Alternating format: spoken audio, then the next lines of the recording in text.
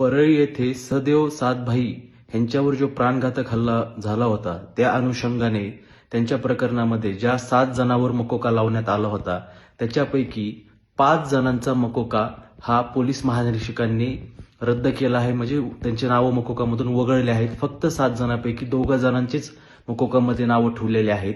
विशेष बाब व आश्चर्याची बाब अशी आहे की ज्या 5 जणांचे मकोकामधून नाव वगळलेले आहेत त्याच्यामध्ये गोट्या गीतेचं नाव पण वगळलेलं आहे.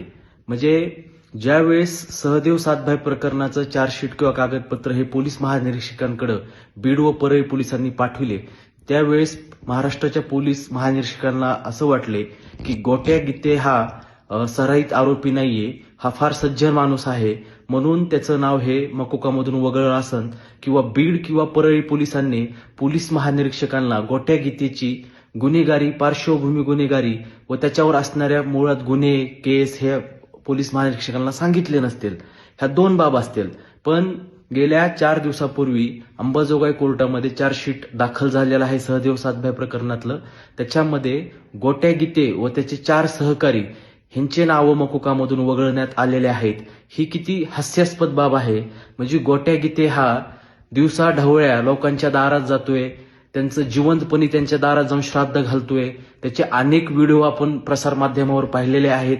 तो किती अशा एक वाईट व क्रूर विकृत मानसिकतेचा गुन्हेगार आहे. त्याच्यावर महाराष्ट्रामध्ये असंख्य गुन्हे आहेत.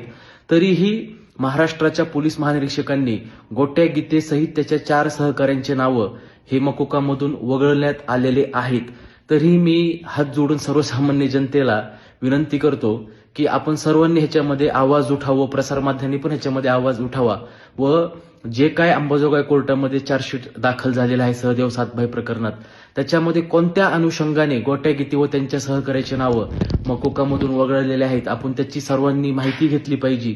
व बीड व परळी पोलीस व महाराष्ट्राच्या पोलीस महानिरीक्षकांना पण आपण सगळ्यांनी जाब विचारला पाहिजे की गोट्या गीते हा काय तुम्हाला समाजसेवक वाटतो का, एकदम सज्जन व्यक्ती वाटतो का, आपण त्याचं एकदम असं मकोकामधून नाव वगळून दिलेलं आहे. उद्या आश्चर्य वाटायला नको की गोट्या गीते सारख्या सराईत गुंडेगाराला परळी व बीड पोलिसांनी समाजसेवक म्हणून घोषित करण्यात यावे व त्याचा सत्कार नागरी सत्कार करण्यात येऊ नये. आता फक्त हेच बघायचं राहिलेलं आहे. तरीही पुन्हा एकदा जनतेला विनंती करतो की या प्रकरणामध्ये आपण सर्वांनी लक्ष घालण्याची गरज आहे.